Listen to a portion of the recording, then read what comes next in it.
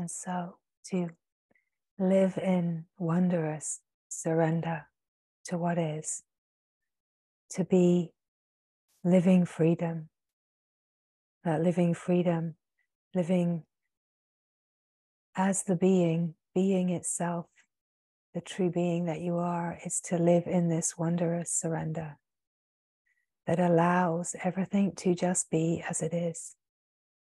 It's to be in ecstatic union with yourself in every moment, in everything, in everyone. True ecstasy, the true ecstatic, is to be in abiding connection with the divine, with divine wholeness, to be in divine remembrance in every moment, to be one with the glory and to be shining as that. This is the true ecstatic being. This is what true ecstasy is. It's not a heightened state. It is the true naturalness of being yourself. To be radiantly happy and joyful just because you are. Not because you are someone that is one with God, but because you are just radiantly one with God, with the glory, with the Mother. This is the true nature of what we are.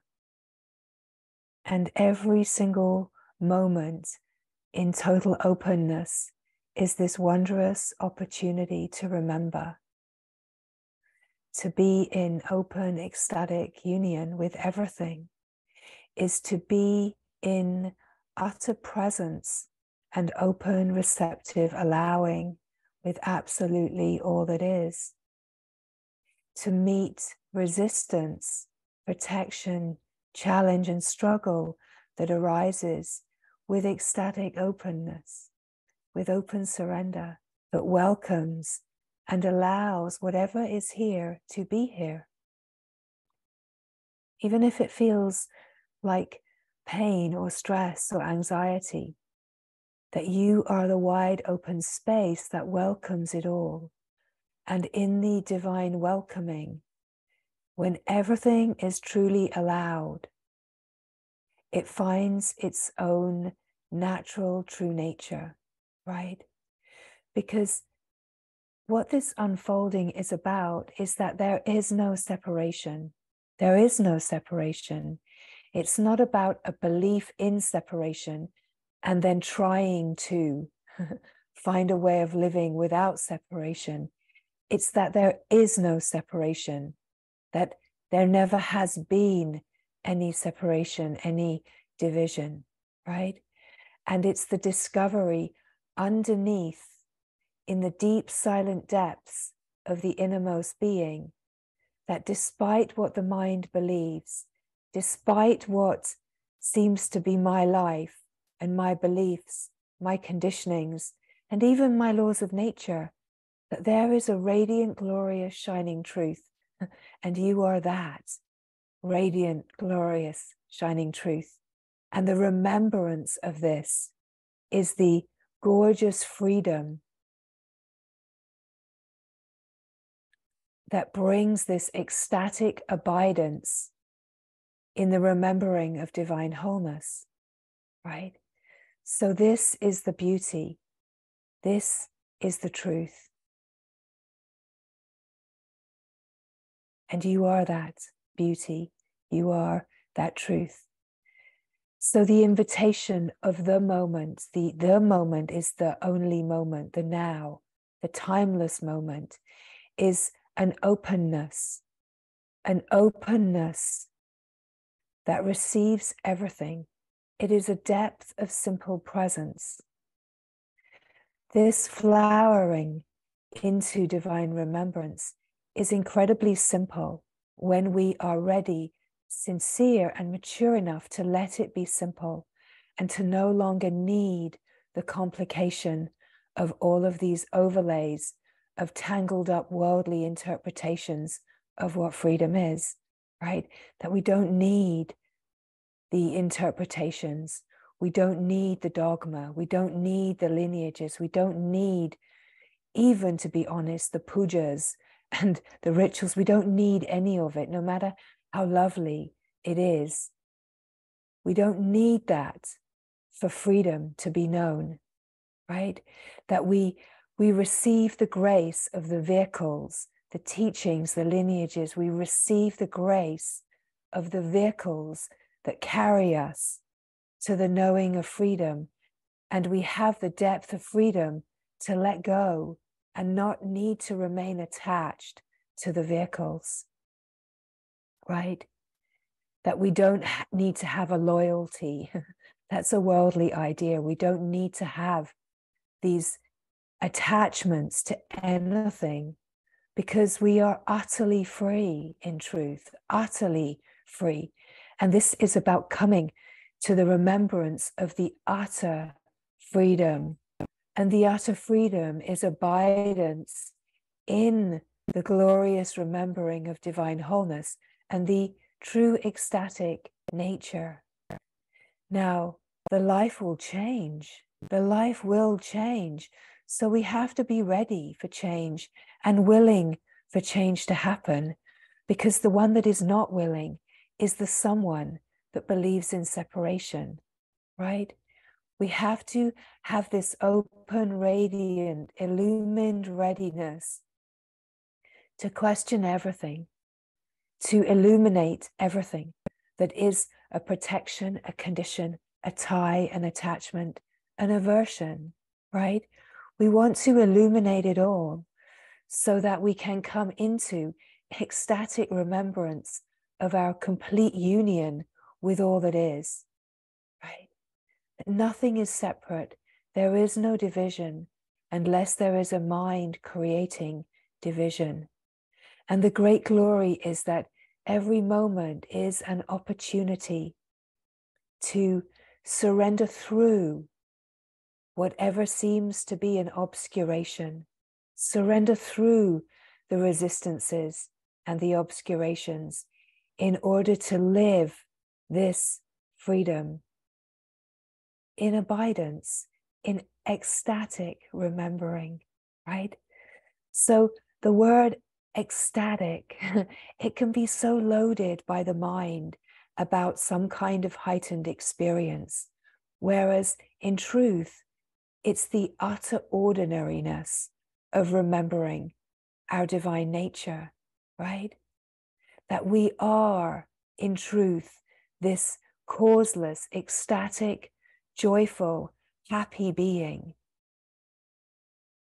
And this is about having the courage to shine as this, having the courage to let go of the conditionings and the protections that say, stay small, stay dark, stay miserable, right?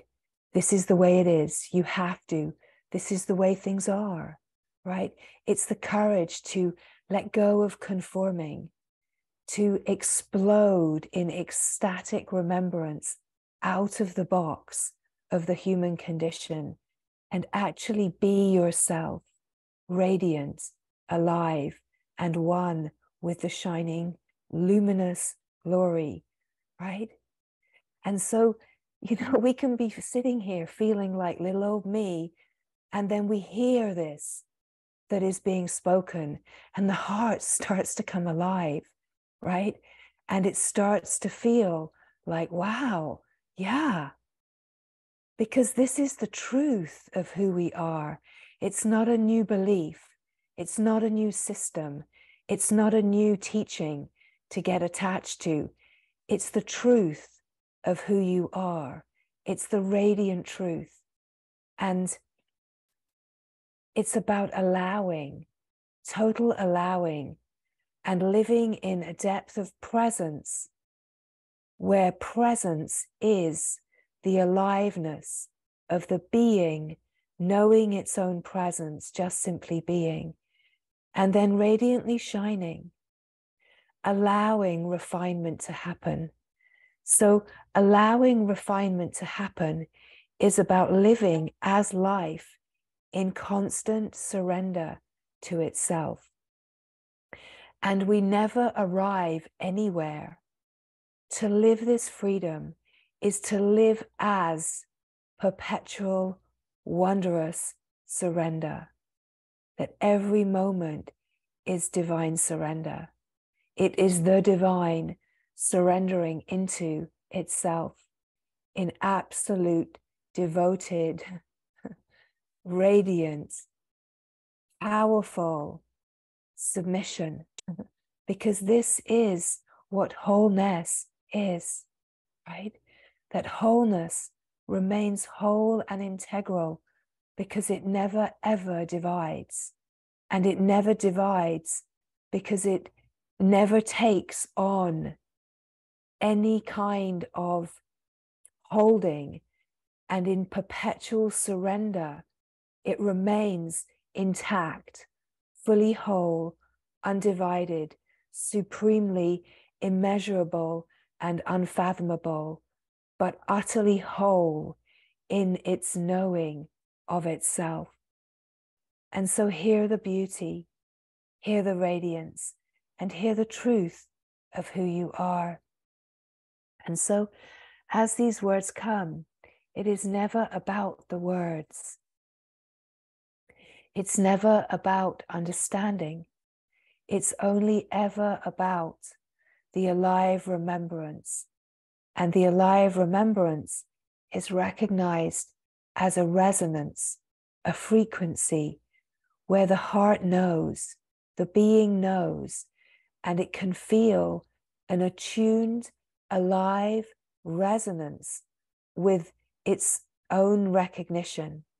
We could say that these words are your own self speaking to you, your own heart speaking to you, your own consciousness speaking to you about your own undivided, pure naturalness.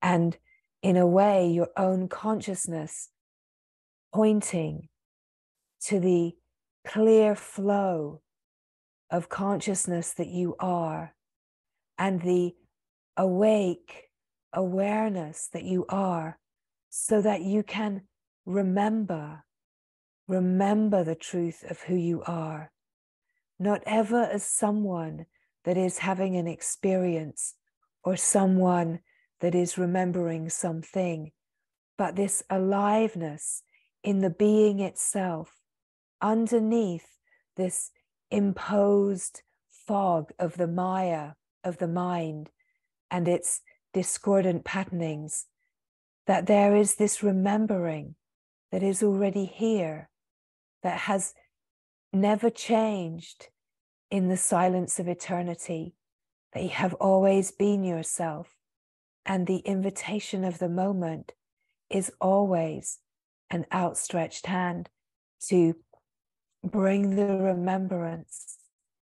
And the remembrance is in the innermost being. It's not in the mind. It's not in the person. It's not in any kind of understanding or trying. That the remembrance is a frequency. It's a resonance of realization,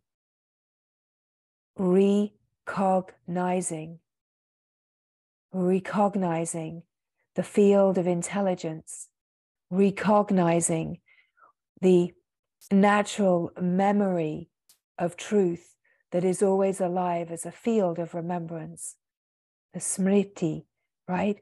That it's always alive in divine remembrance of itself, that truth knows truth, and you are this truth, and it's about attuning to the frequency of remembrance of truth. And as you feel the alive, ecstatic yes inside what? It's inside your own presence, inside your own being, inside your own knowing that already knows this and has known this in the timeless now for eternity. It's remembering the truth of who you are and allowing this resonance, this frequency to just be alive and resonant in its naturalness, that brings this intelligent remembering that who you are is not a person or divided, separate individual, but that you are this alive field of ecstatic, awake consciousness that is actually in complete union with itself in all that is. And this is where we meet the essence nature. It's where we meet the essence nature of all that is. Through meeting, we could say, our own essence nature and opening to the essence nature in all that is.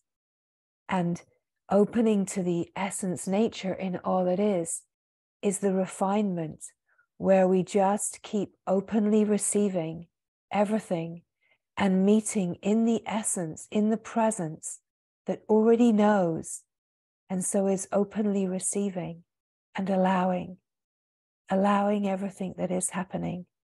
So this ecstatic remembering, this wondrous surrender is present in all experience. And yet we have to know first who we are as the ultimate experiencer, we could say, or the pure experiencing, and not be held in the divided sense of experience, because the sense of the me and the mind is part of that divided experience, right? The sense of the me is a finite experience. Me, the mind, the body that was born and will die. It's a finite experience. So we cannot find the infinite, unbounded, eternal truth in the finite experience.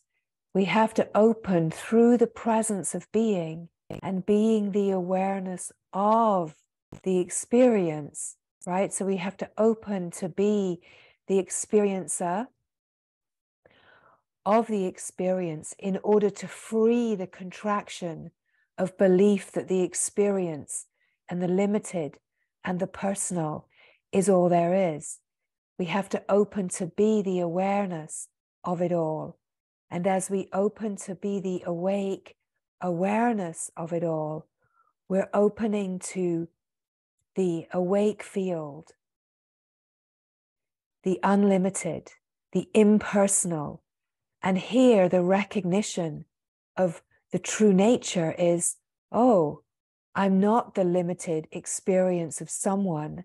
I am the still silent no one. I am the seer of all of that, right? And in this, resting as the seer, as the pure awareness, we are the peace, the awake, aware peace of being.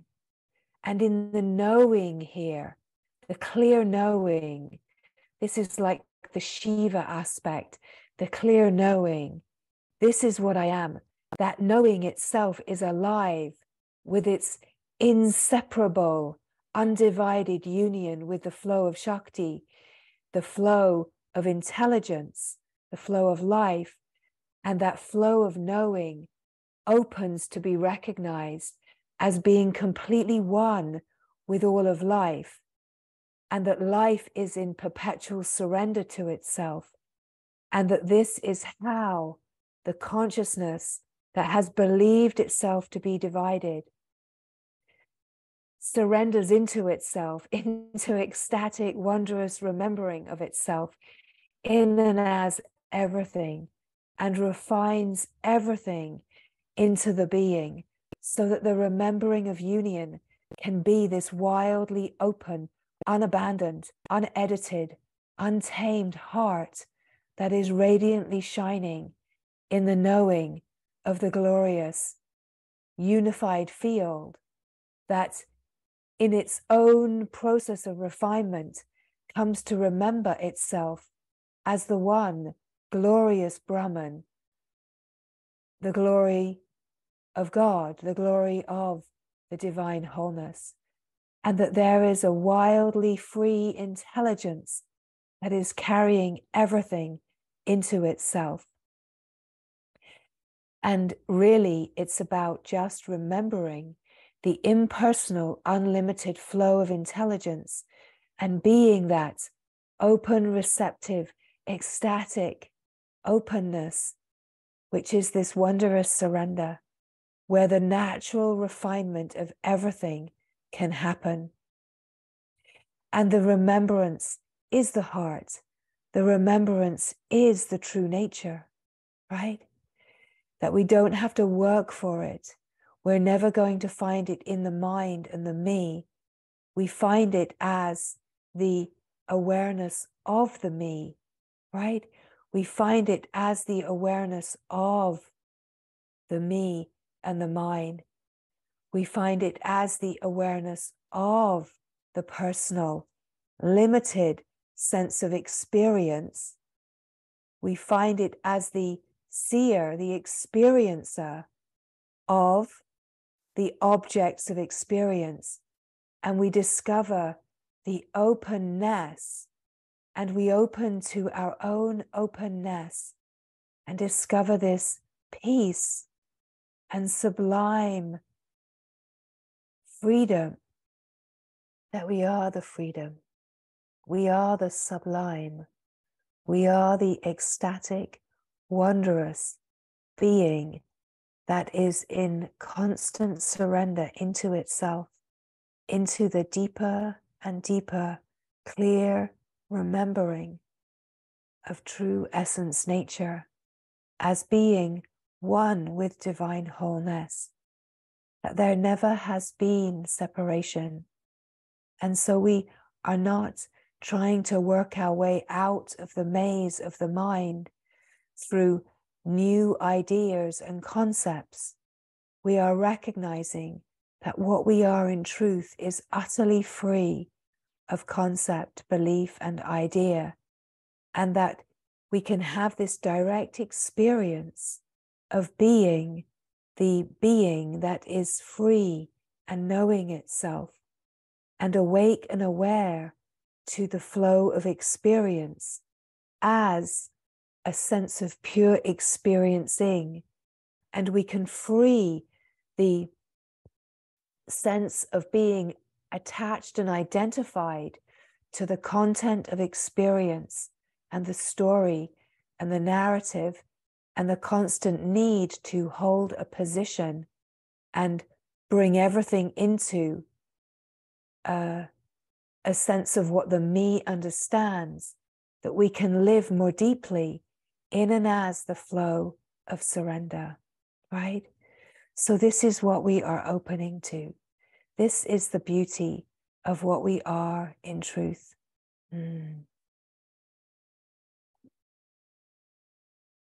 So just resting here and recognizing the direct experience right now in this moment of the felt sense of being, that we are not speaking of anything that is going to happen in the future, nothing that is hiding.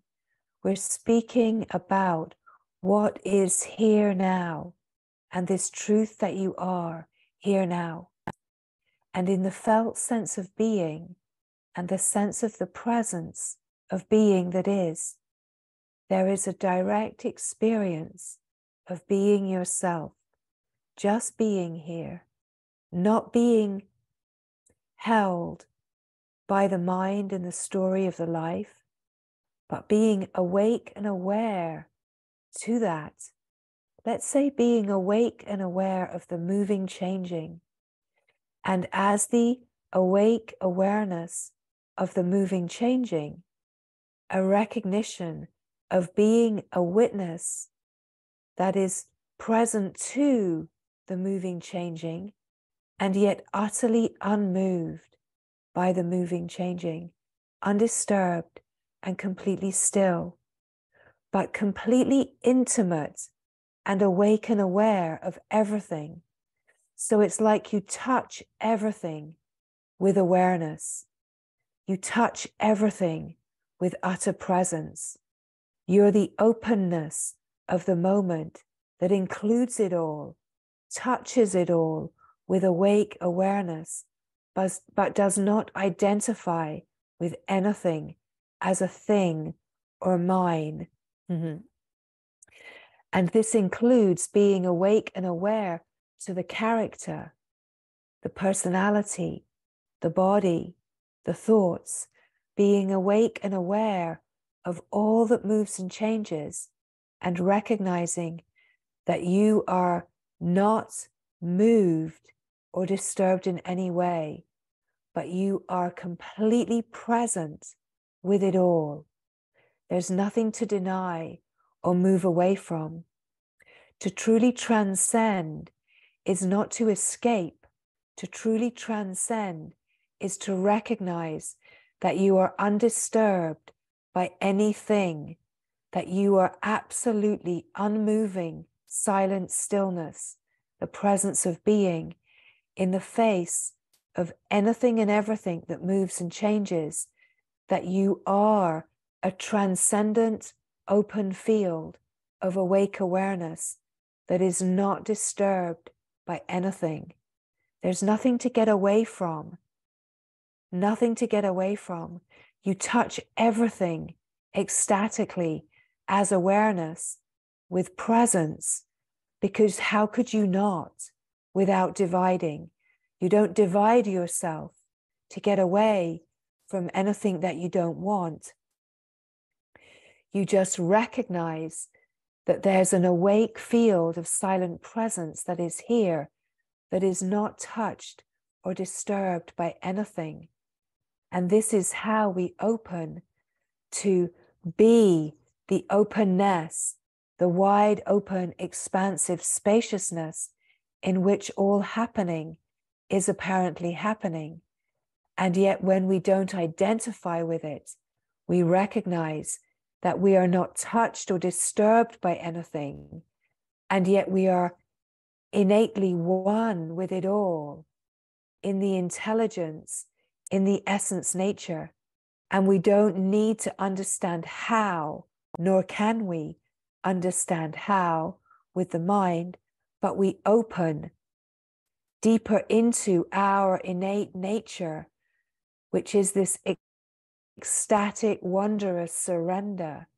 And in the knowing of true nature, we open to this flow of life that is and has always been in ecstatic surrender into itself, in order to know itself, experience itself, remember itself in absolute union as a unified field of awake consciousness that is ever refining.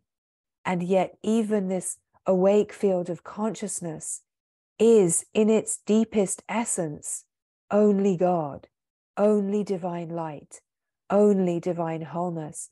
And its flow of refinement is a flow of refinement, which is the natural evolutionary impulse in consciousness to remember its divinity. And when the consciousness is refined enough, it will remember and does remember its divinity, because it's not divided from divinity. It's not divided from God. There is only God.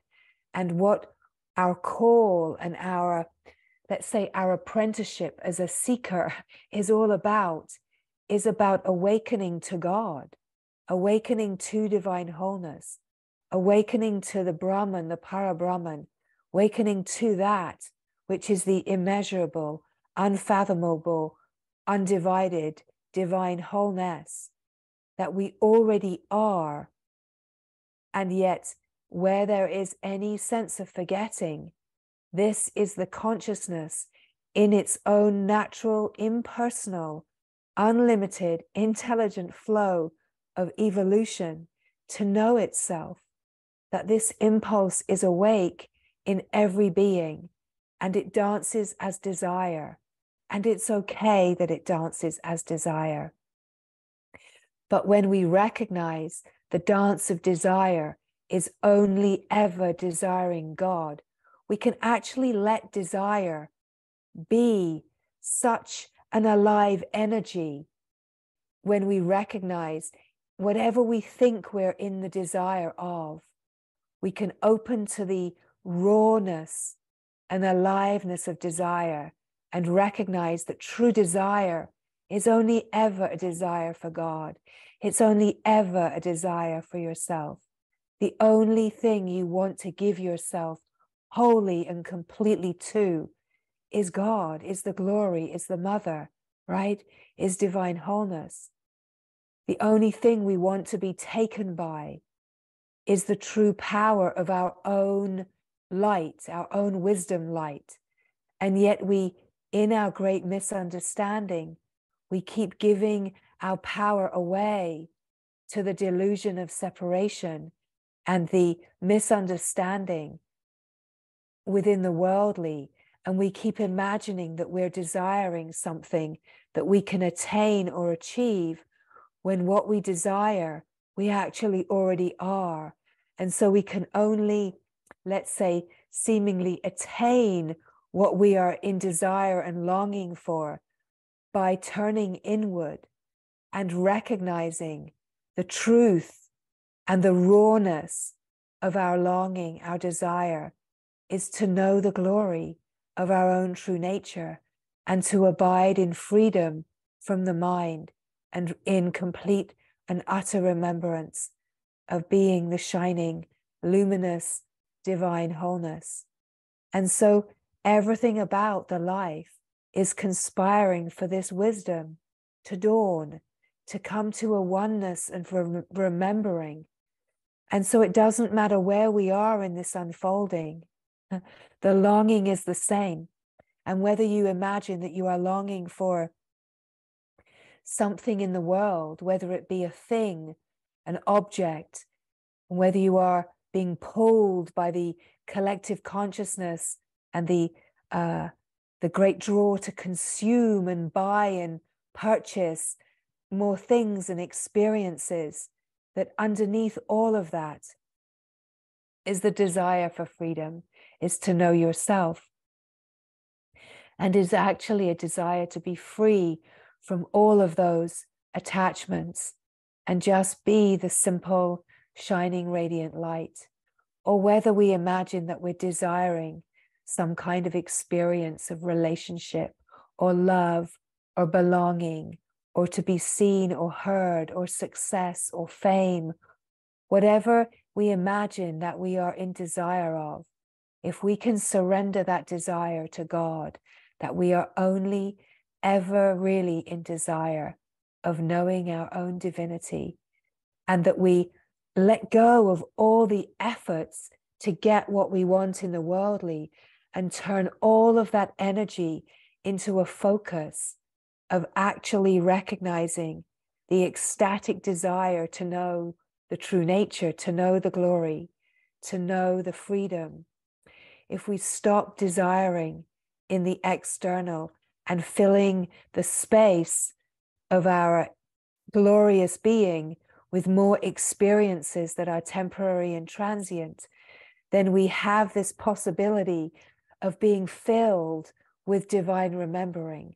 We have this possibility of being taken deeper into the purity of our own consciousness and opening into our own heart, our own being, our own remembrance, and being carried by our own divine intelligence and discovering the true power of what we are in our natural being, that it's never a power over anything, and it's never a power of achievement or owning in any way.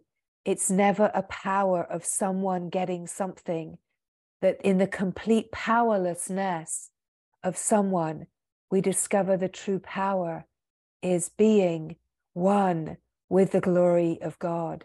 And we could never have imagined how incredibly simple this freedom is.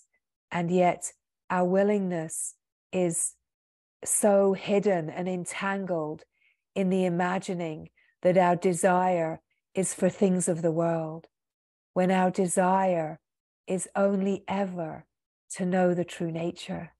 But as soon as we recognize this, we have this incredible grace light on in our heart, the spark of divine that has been left within us as a marker, a remembrance for when we are ready to turn towards the inner spark and actually see and recognize, ecstatically recognize, let's say, come into ecstatic remembrance of what our longing is truly for, that everything starts to open when we ecstatically remember that our own longing, our own true desire is for freedom, for God, for the self.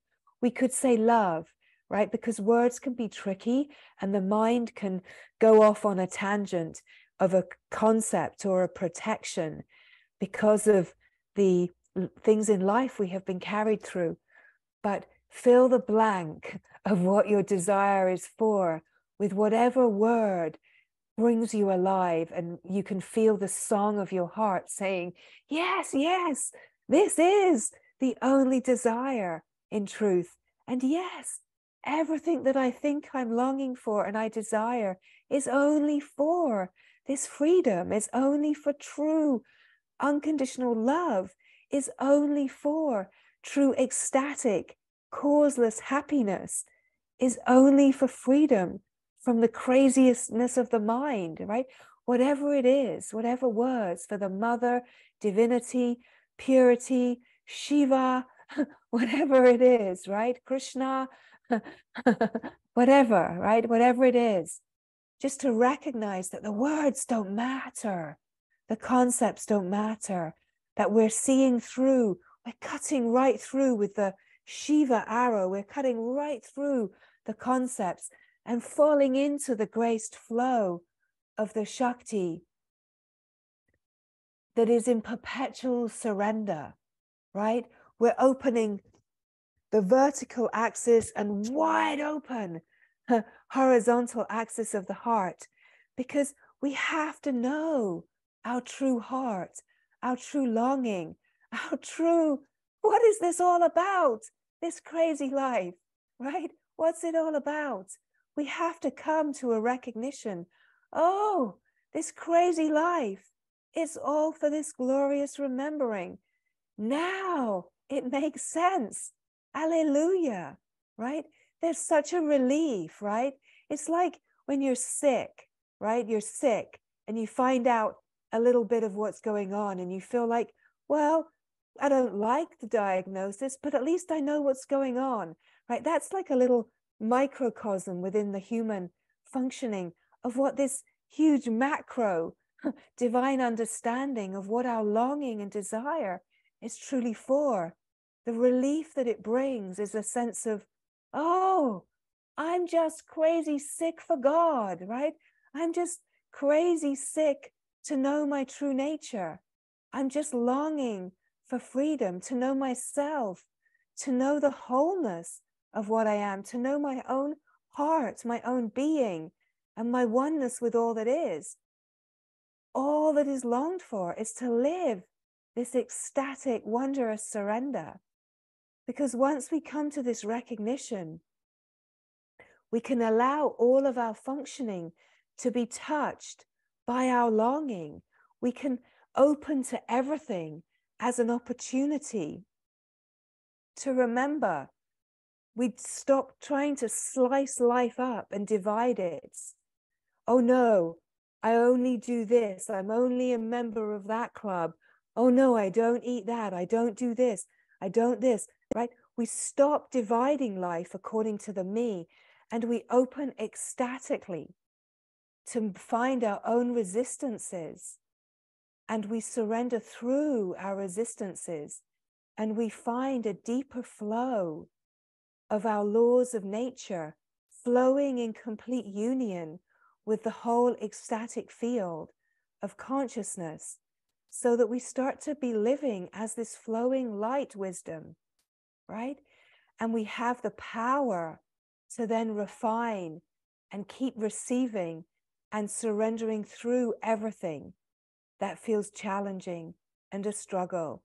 We can keep meeting and surrendering through it all by meeting it in presence, welcoming it with openness and natural loving clarity, so that we can remember the refined union of everything being the same oneness. And we open to the remembering of the unity consciousness, not in an abstract way, but in the absolute ecstatic flowing way of consciousness in absolute rapturous union with itself in everything, everyone. And we have this possibility to refine and refine, that we're not looking for an experience, one random opening experience of that, that every moment is this all-encompassing possibility to come into ecstatic union through utter presence in the moment, recognizing that this moment in its fullness, in its absolute entirety, is your moment to remember the complete unified field, the Atman, that you are one with the unified field that knows itself. And here, keep refining and refining as consciousness refining itself, as life living itself. This is what is happening. And it's so beautiful. It's so incredibly beautiful. So just being here just as you are, ever present, omnipresent, wide open, simple freedom. Mm. Mm.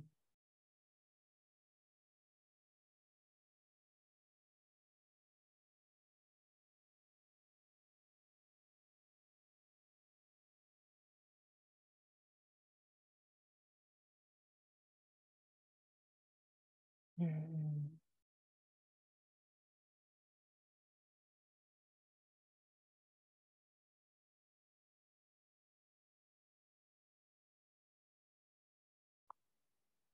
That the true ecstatic being, that ecstasy, is the remembrance of oneness with all that is. It's the remembrance that we are one with the glory that is ever shining, and that the true nature is naturally, radiantly happy, joyful, delighted in wondrous surrender and awe of itself in and as everything.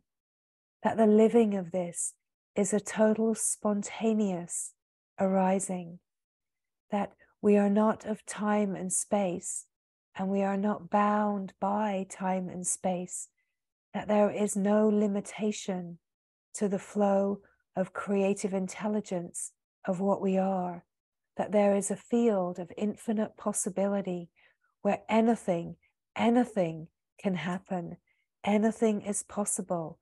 We are only limited by our own limitation and belief in the personal, limited. In true nature, we are unlimited, impersonal, and flowing as a field of intelligence where anything is possible. And we are invited in the moment to be this wide open, awake, aware field that is ever present and awake to itself, aware of itself, in the knowing of itself, in the clear knowing. There is such a deep peace, a stop, a stillness. And in this stillness, in the silence, is discovered an aliveness that is ever present to itself. And this ever present aliveness is the flow of life, ever flowing within itself. It is the flow of consciousness flowing to know itself. The awake awareness is consciousness knowing itself and being awake and aware of itself. And so with this openness, we have this graced flow to recognize the bliss, the ecstatic, blissful flow of the being that we are, and that there is this nectarine soma flow that nourishes itself and carries itself ever deeper. And this is what life is. If we are able to be so open with life that we can extract the soma in all that is, in the ecstatic welcoming of all that is, we can extract the nectarine remembering, recognizing, and open more deeply to the wildly awake field of intelligence that is our own consciousness in natural evolutionary flow within itself, to know itself in its absolute divine wholeness, to know the light and to be the light, to be the radiant shining light that is ever refining into itself and living in perpetual surrender as the power and the glory, right? This is what the divinity of divine wholeness, the light, the supreme light, is the power and glorious purity of devoted surrender that keeps an integrity of never ever leaving itself, right? Just to feel the resonance of this, because this integrity in divine wholeness, in the glory, in the luminous glory, you are this integrity, and this integrity is known within the spark of your divine knowing, right? No matter what the mind says, what the life looks like, the story, the narrative, none of that has ever impacted the spark of absolute integral purity. So integral purity has no opposite as impurity, right? Integral wholeness has no opposite, right? We're speaking of a truth that has no opposite. We're speaking of an integral wholeness that is the remembering of the unified, never divided wholeness that is the true nature, the Shivan Shakti as the integral divine wholeness that is the glory of God, of the mother, of Ma, right? It's the integral wholeness of the never ever divided source of the source. And we have this spark inside us, true integrity inside us. Integrity is not about how we behave when we're behaving in alignment with a set of rules. True integrity is being in absolute alignment with truth and allegiance with the oneness, and not being in allegiance with the collective misunderstanding of separation. So this invitation to meet the integrity, the integral whole, and the knowing of that in your own presence, it's so very simple. It feels hard to the me and the mind because of the conditioning, but just to keep attuning to the remembrance of the utter simplicity of the knowing is to keep aligning and confirming the allegiance with the integral whole that you are, the purity that you are, that has never ever been divided. And in a way, we could say this is innocence. This is why to open to true nature is to open to like a childlike playfulness and spontaneity. It's to remember the complete innocence and beauty of what we are before we imagined that we were not, right? You already are what you already are, and you have never been what you are not, because that doesn't exist. You have never become anything.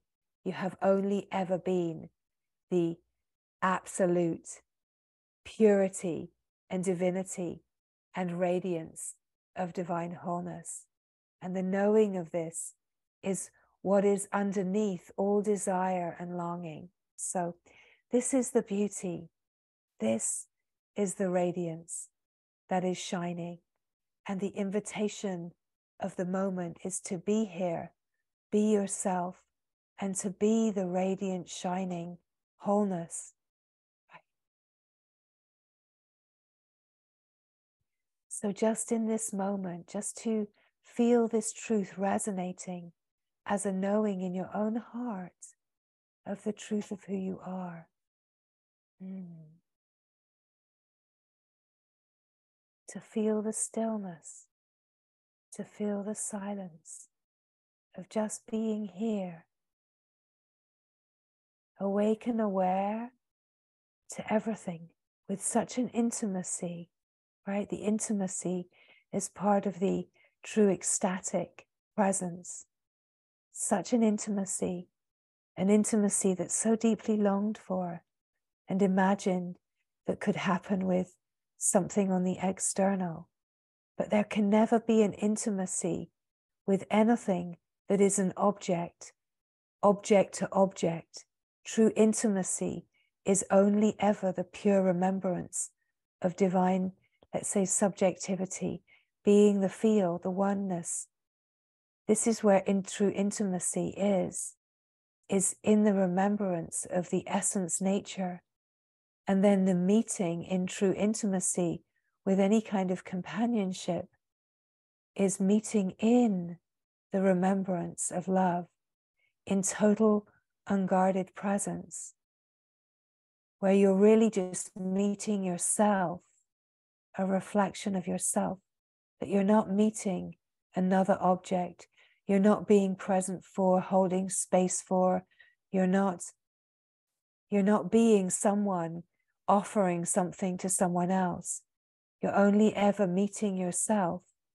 You're only ever being yourself and meeting in the love as the love that just is, right? And that's why it doesn't matter where another being is or what is happening, because it's only ever yourself. And how you see it is how you see yourself, right? How you see anything, anyone, is how you see yourself. When you know yourself, you know everyone and everything as yourself. You know everyone and everything as the light, as the love, in the oneness of the glory. You see everything as God, everything as the mother, everything as that all encompassing isness, right? So just resting here, every moment is this incredible opportunity to take the ecstatic remembrance deeper by just meeting what is here. What are you thinking about? What are you dividing? What are you believing in?